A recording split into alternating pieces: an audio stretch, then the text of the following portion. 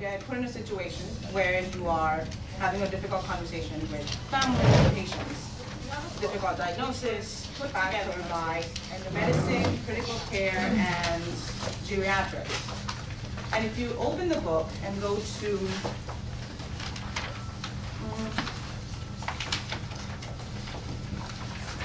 the first page that has all in the contents page, it shows you all the stuff. So it basically goes through aspects of end-of-life care. And my favorite part, it goes through what you have available here. What is the hospital? What are the hospice facilities here? What is the palliative care team? What are the rules in New York? What do the laws tell you? What can you tell the patient? What can you not tell the patient? What should you do if your patient has altered mental status and does not have a proxy? It tells you all of that. It's a big book, there's a lot to read, but if you take the time out, and it's very easy reads, right? And it's people from here, the faculty, put it together. It's really cool. So that's like your...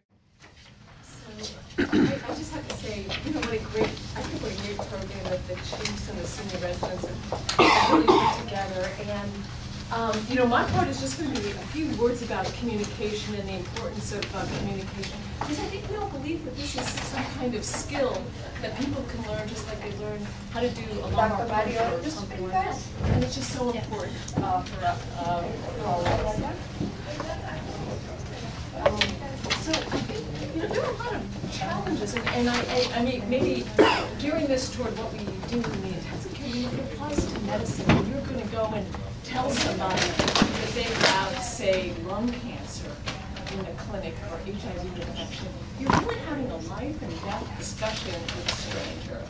You know, someone that you may have just gotten to know during this admission, or maybe your first clinic day. Sometimes patients are too sick to participate. These are a lot of the challenges that we face. Our communications are insufficient. Technical language, how do we use technical language and get people to really... Prognosis. So this is a new paradigm. It's in this week's JAMA where it talks about time to revise the approach to determining cardiopulmonary resuscitation status. And they offer a new paradigm where the physicians, the first approach where they're presenting to the family to consider CPR as a plausible option. And the second approach is where the physicians actually recommend against CPR. Like they actually tell the family, we don't think you should do it. And then the third approach is to not even offer CPR. So it's a radical shift of, you know, especially when you consider patient autonomy and patient centered care, especially incorporating their values. But this is just something that came out this week where, you know, this group is proposing that physicians don't even have to offer CPR in situations where they don't think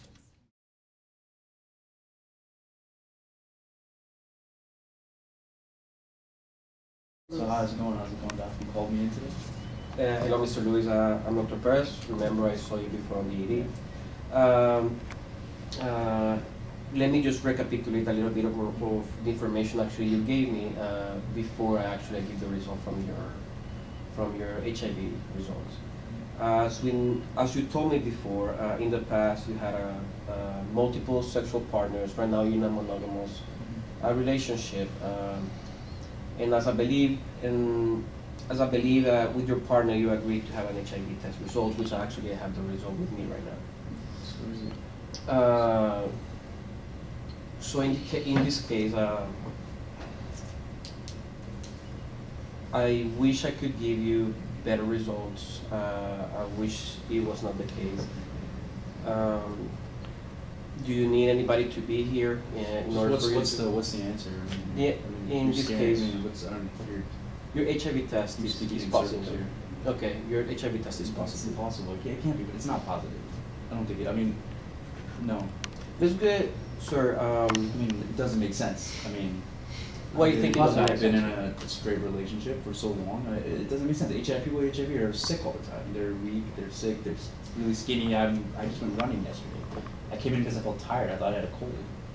My partner, who wasn't even supposed to let me, I mean, I didn't even want to come here. I just wanted to be left alone and just, you know, this doesn't make any sense. I understand. But it's like the one test you guys have. It's always actually we can repeat the test, and actually this is a confirmatory test. This is a confirmatory test. It's not because there's no way I have it. It doesn't make sense. I'm gay. I have a lot of friends. I've met people with HIV. I mean, I don't have it. It's impossible. Sir, at first, actually, not every patient is the same. And not every patient, as you say, like, as you said before, not all HIV patients is sick patients. And as I believe right now, actually, I can tell you, like, HIV right now is not a death sentence. We have treatment for HIV right now. Yeah, I know. I mean, I understand, but I'm just telling you, I don't. It just. You're telling me. I just don't understand. Like, what? How can I possibly have this? Well, I mean, sir, actually, before I I get the know results, my partner is negative. He was tested, so I don't understand. He's the only person I've been with for the last couple of years. So I don't understand how you're telling me that I'm positive now when he's not positive. It doesn't make sense. Okay, as I believe, actually, I went a little bit with your history before actually I gave the results to you. And actually, the information that you gave me before, you told me that you have a history of multiple partners before in the past.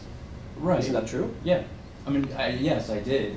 But I mean, from what I know, nothing bad happened out of it. But I've been good ever since. I mean, it doesn't make sense. I cleaned up my life. I've stopped drinking. I have a job now, and now you're telling me that like I have something. I've never used drugs before. I've never used any. I understand.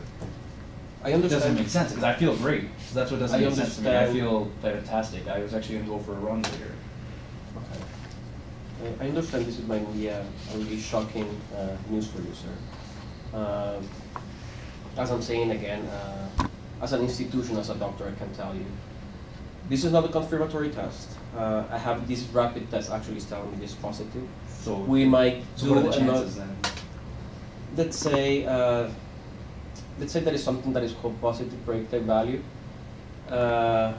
It could be, and it is something saying like if the result is positive, how much is the percent of actually it could be positive. And this is not definitive positive. We're gonna do confirmatory tests for you. You're kind of confusing me right now. Why don't we start with our lead actor? How do you think that went? It's always difficult to give information. Obviously, it puts you all the time on the spot. It's kind of difficult to stay calm and you know. What do you think you were dealing with this patient? Right? Denial. Very strong denial, right? So it was incredibly strong denial. And if you were to replay this, having done it once, is there anything you might have done differently or changed or in your viewpoint? Maybe to set up the situation a little bit more. Maybe to put your partner just next to you as a. Okay. As That's the a. S of Spike, setting up the interview. Yeah. Excellent. All right, your thoughts, Ranjan?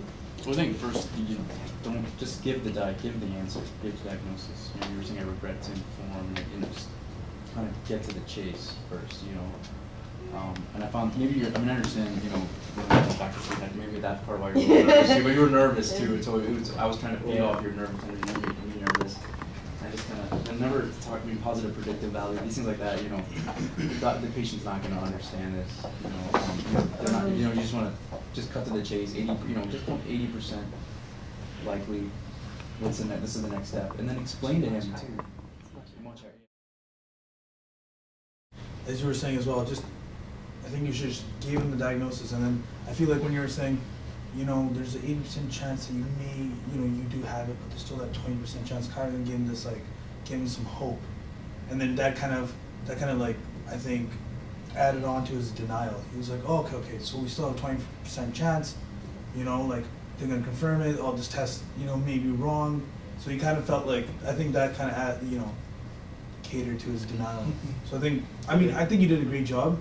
I think the only thing I would, you know, for next time would be just tell him straight up, like, listen, so the test came back, you're HIV positive, and then kind of get what he's thinking.